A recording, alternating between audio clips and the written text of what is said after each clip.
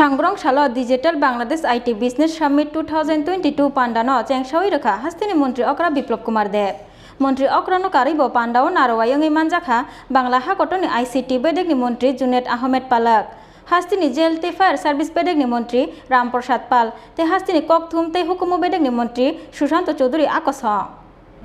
भारत बांग्लानि हालकनो तेबो कुवाल खलाय तिसानानि नाहार मंगो सांग्रं सारो राजाखा अग्लिनि पुलुटार होटेलो खलायजाखा digital Bangladesh IT business summit 2022 पांडा नारवा अकरा अंगै माजाखा हास्तिनी मंत्री अकरा बिप्लब कुमार देव मंत्री अकरानो कारिबो पांडा नारवा अंगै माजाखा बांग्लादेश हाकटनि आईसीटी बेडेगनि मंत्री जुनेद आहमेद पालक हास्तिनी जेएलटी फायर सार्विस बेडेगनि मंत्री रामप्रसाद पालते हास्तिनी ककथुमते हुकुम बेडेगनि मंत्री शांत चौधरी आकस पांडाओ कक सानायनि थांगै हास्तिनी ककथुमते हुकुम बेडेगनि मंत्री शांत चौधरी शाखा একটা ভিশন নিয়ে একটা লক্ষ্য নিয়ে আমাদের সরকার আমরা চলতে চাইছি আমাদের প্রিন্সিপাল সেক্রেটারি উনি ইনফরমেশন টেকনোলজি দপ্তরটা দেখছেন মাননীয় মুখ্যমন্ত্রীর নেতৃত্বে পরিষ্কার আমাদের যে গাইডলাইন রূপরেখা তৈরি করেছেন এবং প্রতিনিয়ত আমাদের ইন্ডাস্ট্রি থেকে শুরু করে আমাদের দপ্তর প্রতিনিয়ত এই রাজ্যে স্টার্টআপকে আরো বৃদ্ধি করার জন্য বাংলাদেশের পুঁজিপতিদেরকে এখানে আমন্ত্রণ করার জন্য এবং ভারতবর্ষের বিভিন্ন রাজ্য থেকে যারা এই রাজ্যে ইনভেস্ট করতে চান তার জন্য প্রতিনিয়ত আমরা প্রচেষ্টা চালিয়ে যাচ্ছি এই রাজ্যেও বেকার যুবক যুবতীদের স্বার্থে চাকরির বাইরে গিয়ে আত্মনির্ভর ত্রিপুরা করার জন্য সেই পদক্ষেপগুলো আমরা গ্রহণ করে চলেছি এবং গত কয়েকদিন আগে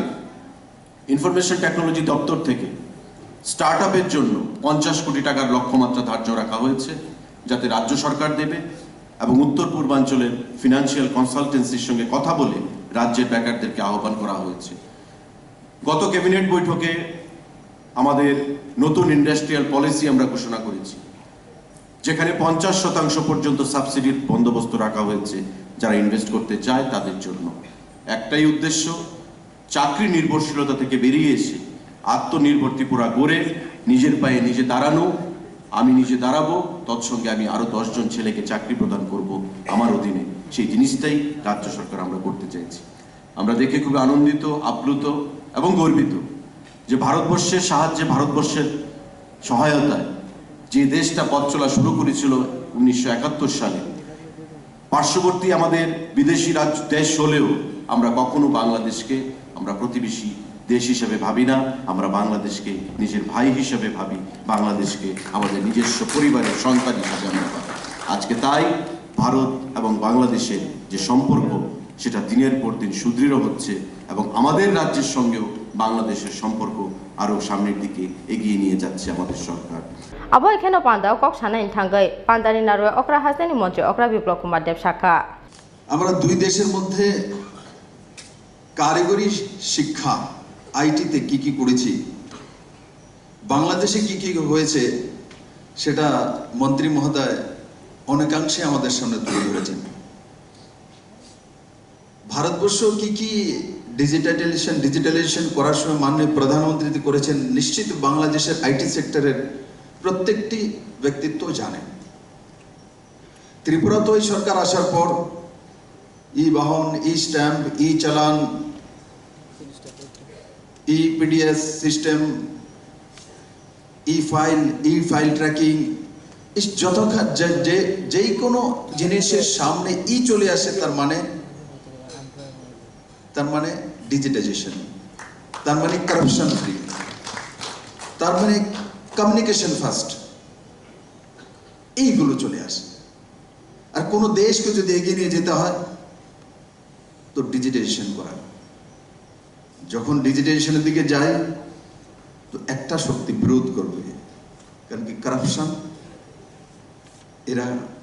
ওই জায়গাতে বসেছিল जैसे digitization DBT direct benefit transfer तो कमिशन বলতো তো আমরা তো বিরোধ করব তো আমিও দেখেছি যখনই সব অনলাইন করা হয় তো মাতব্বরিও শেষ হয়ে যায় তো কত কিছু বিজনেস চলে যায় তার মধ্যে মাতব্বরি চলে যায় ভ্রষ্টাচার চলে যায় সময় বেঁচে যায় কিন্তু মানুষের কল্যাণ হয়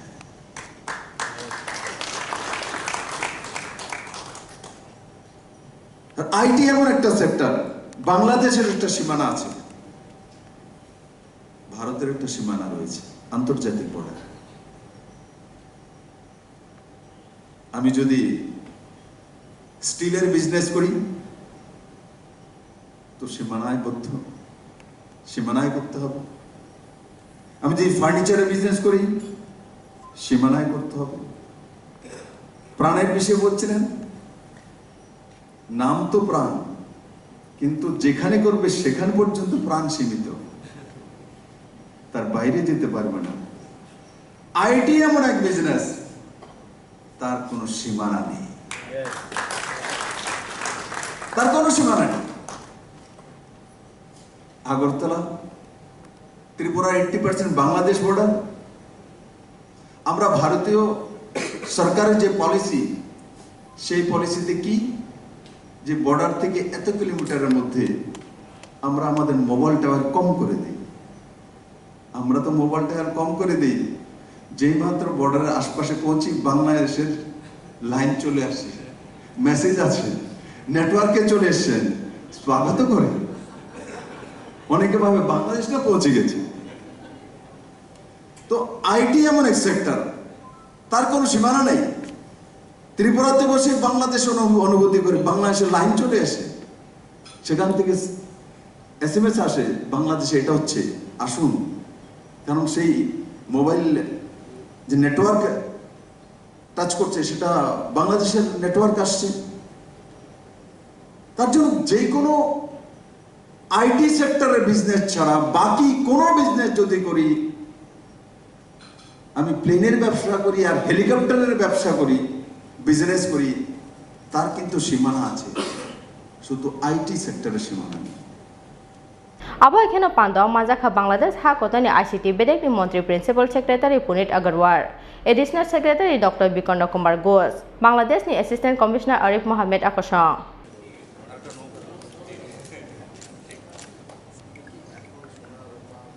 Rajakha Agulismi Krishanun Kokthum Chini Khora.